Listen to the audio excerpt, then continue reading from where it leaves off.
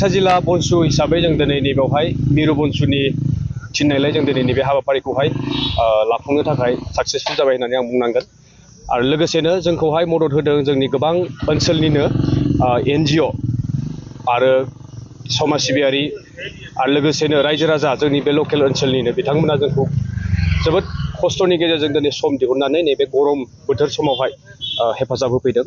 आं बाहाय बिथांमोननि मुंखौहाय इन्डिभिजुवेलि एक्जेक्टलि मोनथिया, नाथाय बबे गामिनि बबे NGOफोरा बाहागो लाफैदों बेखौ आं नोंथांमोननो फोरमायना होनो लुबैयो।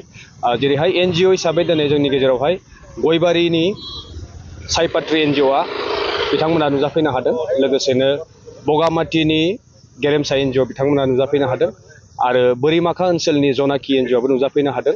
आरो लोगोसेनो जोंखौ मैयानिफ्राय माने प्रग्रामखौ लाजेननायनि सिगांनिफ्रायनो बिथांमोना जोंखौहाय गोलाव समनिफ्राय मदद होबोबाय थानाय मानास चौकी इक'टुरिजम NGOखौबो जोङो रोजा रोजा साबायखर बावनो सानो।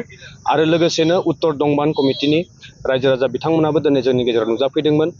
आरो बिदिनो लकेल ओनसोलनि आलिगुरि, अदालगुरि, आमगुरि, मदायि सुप्पा आरो बेलगुरि गामिनिफ्राय नुजाफैनो हानाय गासैबो रायजो राजा बिथांमोनखौ लोगोसेनो आफादगिरि नेहाथारि बिथांमोनखौ नैबे मिडियानि गेजेरजों आङो बिथांमोनखौ साबायखर बावहरनो सानो।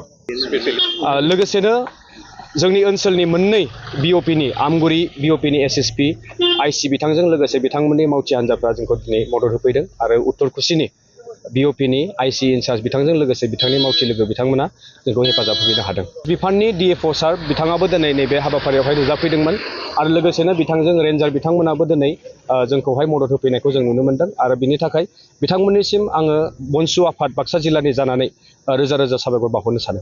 बड' नेशनेल स्टुडेन्टस इउनियनआ जे मोनसे बड'लेण्ड ग्रिन मिशन लादों, बे ग्रिन मिशननि थ्रुयै जोङो 9 लाख टारगेट खालामदों।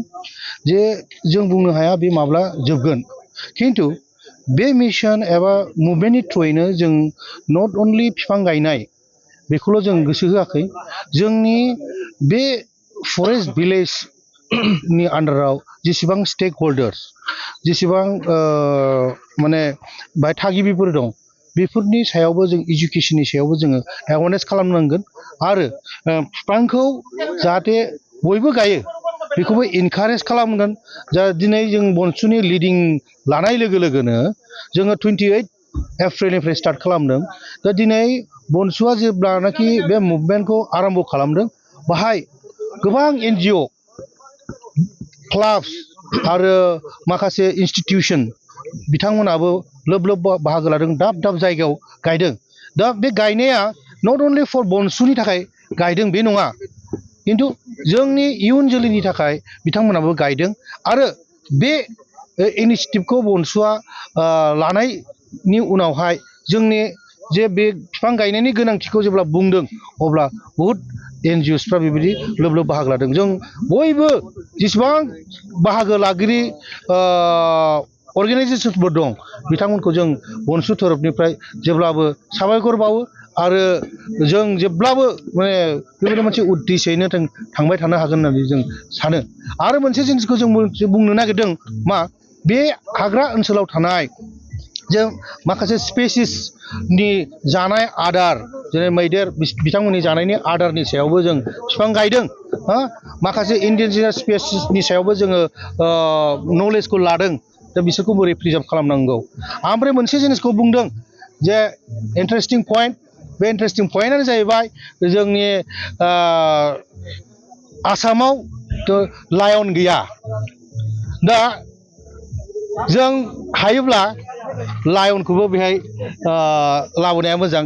मानो होनबा जुआवल' नुयो जोङो, सिरियाखानायावल' जों लायन नुदों, खिन्थु जोंनि BTC एबा आसामाव खुनु लायन गैया। लायन गैयिनि थाखाय माने जोंहा राजा गैयि जानानै दं आरोखि। दा जों लुबैयो माने जोंनाव लायनखौबो जोंनि आसामाव एबा BTCआव स्पेसियेलि दोनफैयोबा आरो साबसिन जागोन।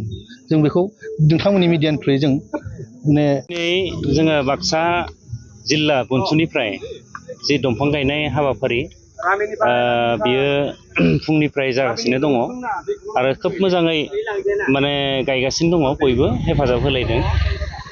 बेवहाय जोङो नुनो मोनदों जे गोबां दंफांफोरानो बेवहाय गैया, माने जेरैबायदि फरेस्ट एरिया हिसाबै दंफां थानांगौमोन आरो जों नुनो मोनदों बेयाव इनक्ल'जारफ्रा गोबां माने माबागासिनो दङ हाबगासिनो दङ दा ओंखायनो जों खावलायनो लुबैयो जे जोङो जिहेथु मानसि माहारिया जों मिथिंगाजों जों थांनानै दङ दा ओंखायनो जोङो मिथिंगाखौ बासायनाया जों बयनिबो कर्तब्य दा बेनिखायनो जोङो जिहेतु बनसुआ 9 लाख बिफां गायनायनि जि मोनसे मुभमेन्ट खालामबाय थादों दा बे मुभमेन्टआव जोंनि गासै रायजो राजायानो मदद होनांगौ दा ओंखायनो फरेस्ट एरियाल' नङा गोबां खालि थानाय जायगाफोर क्लाबफोराबो आरो लोगोसे माखासे एनजिअफोर जोंनि माने ओनसोलफोराव दङ दा बिथांमोनखौबो जोङो गायनो थाखाय जों खावलायदों फरायसालिफोरावनो जा बा बबेबा क्लाबनि न'फोरावनो जा बा बबेबा जिखिनि सरकारि अफिसियेल माबाफोर दङ खालि जायगा दङब्ला जे दंफांखौ जोङो गायनांगौ आरो बे गायनायखौ जोङो गायनांगौ होननानै बुंबाय थाब्लाल' जाया जों प्रेक्टिकेलखौ जों खालामनांगोन दा ओंखायनो जोङो 9 लाखसल' जों मिसन माने मुभमेन्ट खालामाखै जोङो दंफां गायनायनिनो जिहेतु जोङो मुभमेन्ट खालामगासिनो दङ दा बे दंफां गायनायनि बेलायाव आङो बयखौबो रायजो राजाखौ जे अन्तत' दसे समब्लाबो माने खामानिखौ दोनथ'नानै दंफां गायनायखौ जाहाथे गोसो होयो खारन जोंनियाव ग्लबेल माने वार्मिंआ जागासिनो दङ दिनै गोबां माने दुंथाय बांगासिनो दङ 40 डिग्रिनिफ्राय 50 डिग्रि जानो थांगासिनो दङ दा 50 डिग्रि जायोब्ला गोबां जोंनियाव गोबां मोनसे साइड इफेक्ट जागोन मानो होनबा स्किननि डिजिज फैगोन हार्टनि प्रब्लेम फैगोन हेडेक माने खर' सानायनि मोनसे माबा फैगोन माखासे बिजानुफ्रा जोंनि देहायाव गाग्लोबगोन दा बिनिखायनो जोङो जिहेथु बे दंफां लाइफांजोंसो मानसि माहारिया थांनानै दङ दा ओंखायनो आं खावलायदों बे डिफरेस्टेसनखौ जोङो होबथानांगौ आरो लोगोसे दंफां गायनायखौ गोसो होनांगौ आङो बेखौनो खावलायबाय आरो लोगोसे जोङो थांनाय जिखिनि क'क्राझार जिल्लायाव जों गायदोंमोन दिग्लियाव दा बेखौ जोङो